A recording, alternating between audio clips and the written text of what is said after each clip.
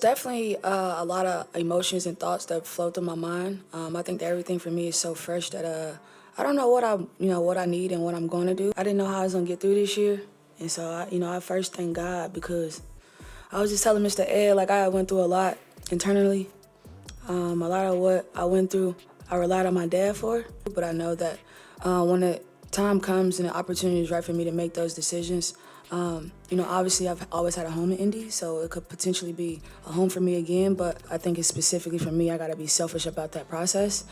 And when I know, you'll know. So what if I told you that the key to Kelsey Mitchell's success wasn't just her killer crossover or her deadly three-point shot? It was something much deeper, something that happened off the court, something that almost broke her. Picture this: Kelsey Mitchell slumped in the locker room, her eyes red and puffy, still wearing her Indiana Fever uniform. It's game day, but she's not moving. She's not even thinking about basketball right now. Why? Because Kelsey just lost her dad, her biggest fan and personal coach. The pain is so raw, it's like a physical weight crushing her chest. You know how Kelsey's been the heart and soul of the Fever for years, right? Well, now that heart is breaking. She's not just sad, she's devastated. Kelsey's thinking about quitting basketball altogether. I mean, how can she even step on the court without her dad cheering her on from the stands?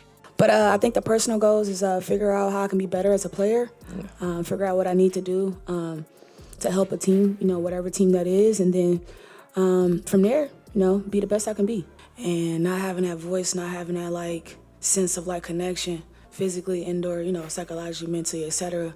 That was tough. And so I had a village of other 11 ladies. I think we were playing New York. It was playing New York. Yeah. It was an ESPN game. I'd never seen that many people in the field house in my life. So I would say that was my most memorable moment because that was an early New York game. But it was definitely a paramount year for me on so many different levels. So I was grateful for the year. It's like someone ripped out a piece of her soul. Her teammates start trickling into the locker room and they're shocked. They've never seen Kelsey like this before. She's always been the strong one, the leader, the one who pumps everyone up before a game. But now, she can barely lift her head. You can see the worry on their faces. They're whispering, trying to figure out what to do with the clock's ticking away. There's only 30 minutes left until tip-off and their star player is a mess. Will Kelsey even make it to the court? It's not looking good. The coaches are pacing outside, wondering if they need to change the starting lineup at the last minute. But then something amazing happens. We err on the side of professionalism in a lot of different ways, and we can only control what's in our organization, within our people. And that, me personally, we don't condone those kind of things. No. I would say my most memorable moment was my first time seeing the amount of fans. I don't know if it was like this is crazy moment. I think for me what was most glaring is, for one, the amount of eyes that was gained through this process, for seeing us play and seeing us represent what is the game. Erica Wheeler steps up. Yeah, the same Erica who's been dealing with her own struggles lately. She walks right up to Kelsey, gets down on one knee, and looks her straight in the eye. You won't believe what she says next. "Kelsey, listen to me," Erica says, her voice firm but full of love. "Your dad wouldn't want this. He'd want you to ball out. He'd want you to go out there and show everyone what you're made of. You're not just playing for yourself anymore. You're playing for him."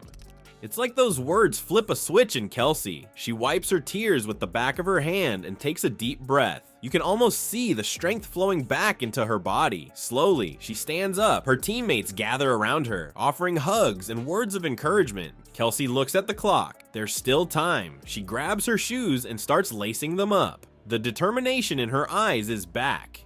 It's game time, and Kelsey Mitchell is ready to play, not just for herself, not just for her team, but for her dad. This isn't just another game anymore. It's a tribute, a way to honor her father's memory, and you better believe Kelsey's about to leave it all on the court. Just when Kelsey thought she had to face her toughest challenge alone, an unlikely hero emerged from the bench. Remember Erica Wheeler, the veteran who lost her starting role? Well, she's about to show us what true leadership looks like, even when the spotlight's not on her. You know who became Kelsey's rock during this emotional roller coaster? It's Erica Wheeler. Yeah, the same Erica who just lost her starting spot to rookie sensation Caitlin Clark. Talk about a double whammy. Wheeler went from starting all 40 games last season to coming off the bench in 38 out of 40 games this year. That's a huge blow to any player's ego.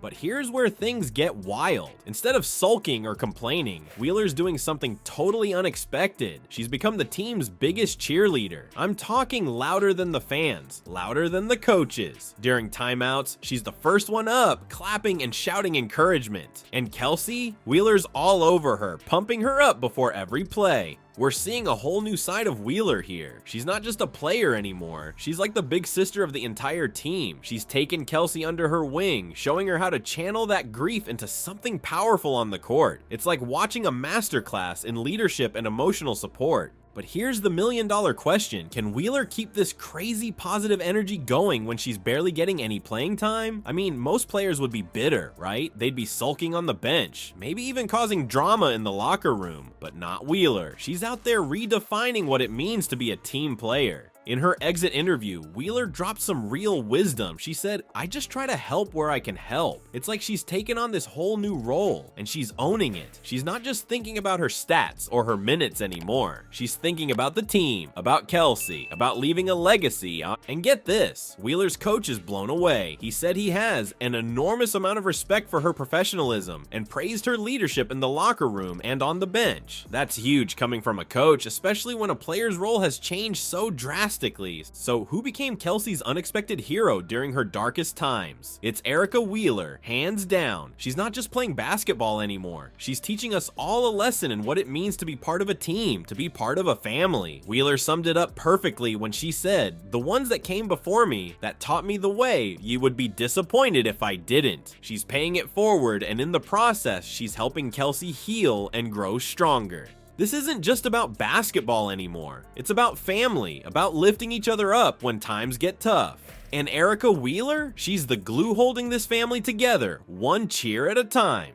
You think Wheeler's support was game-changing? Just wait till you see what Kelsey does next. We're talking a complete 180 on the court. 1 minute she's missing easy layups. The next she's dropping 30 points like it's nothing. What flipped that switch? Let's break down the most insane comeback you've ever seen. Kelsey steps onto the hardwood, but something's off.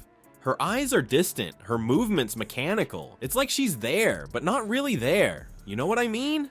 The first quarter is brutal. Kelsey's clanking shots she usually makes in her sleep. The crowd's getting restless, and you can feel the tension in the air. It's like watching a different player out there. But then out of nowhere, everything changes. It's like someone flipped a switch inside Kelsey's head. Suddenly, she's not just playing basketball, she's on fire. She starts nailing threes like they're nothing. Her passes, they're threading needles that shouldn't even exist. The crowd's going absolutely wild. And can you blame them? This is next level stuff we're witnessing. By the fourth quarter, Kelsey's not just unstoppable, she's superhuman. She's playing like her dad's right there in the stands, cheering her on. And you know what? Maybe he is in a way, because Kelsey's not just putting up points anymore. She's pouring her heart and soul onto that court with every move she makes. So what's the secret behind Kelsey's insane 30-point games? It's not just skill, folks. It's a potent mix of passion, grief, and a whole lot of heart. Kelsey's not just playing basketball anymore. She's honoring her dad's memory with every shot, every pass, every defensive play. It's like she's found a way to channel all that pain and turn it into pure basketball magic. Her coaches and teammates are stunned. They're seeing a whole new side of Kelsey, one that plays with more heart and determination than ever before. It's like she's tapped into some hidden reservoir of strength, and let me tell you, it's a sight to behold. Remember that game against the New York Liberty? Kelsey dropped 30 points like it was nothing, but it wasn't just the points that mattered, it was how she got them. Each basket felt like a tribute, a way of saying, "Dad, this one's for you," and you could see it in her eyes, a mix of fierce determination and raw emotion that left everyone in awe.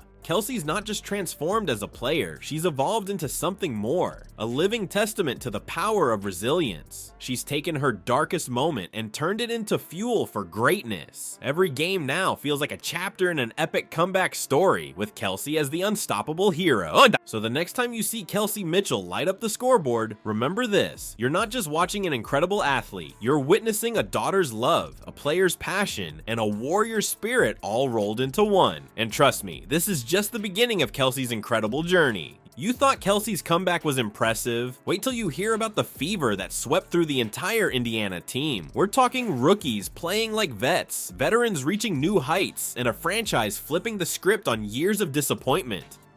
But with the playoffs on the line, can they keep this magic going when it matters most?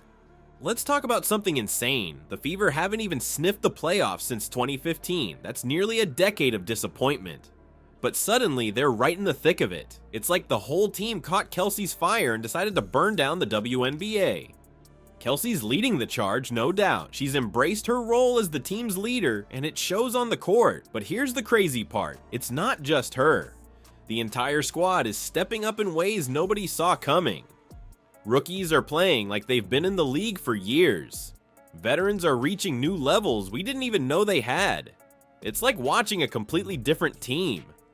Every single game feels like it could make or break their season. The pressure, it's insane. You can feel it in the arena, see it on their faces. These players know what's at stake. They're not just playing for wins anymore. They're playing for respect, for redemption, for a shot at something they haven't tasted in years. But here's the thing, they're still underdogs. Nobody expected them to be here. The rest of the league is looking at them like, who are these girls and what have they done with the Indiana Fever? It's like they're playing with a chip on their shoulder, determined to prove everyone wrong. As the final games of the season approach, everything's on the line. You can bet every team they face is gonna bring their A game. They don't want to be the ones who let the Fever sneak into the playoffs. It's do or die time, and the question on everyone's mind is, can they keep this magic going when it matters most? Erica Wheeler, in her exit interview, dropped some real talk about the team's resilience. She said, "We was very professional. It was a lot nut with the eyes. You gotta have thick skin." That's the kind of attitude that's been fueling this incredible run. They're not just playing basketball, they're on a mission. So how did Kelsey Mitchell turn her darkest moment into her greatest triumph? By leading her team to the playoffs for the first time in her career. But it's more than that. This isn't just a comeback story, it's a complete transformation of a franchise. The Indiana Fever aren't just a team anymore. They're a force to be reckoned with. And trust me, this is just the beginning. The Fever's caught fire, and the whole WNBA better watch out.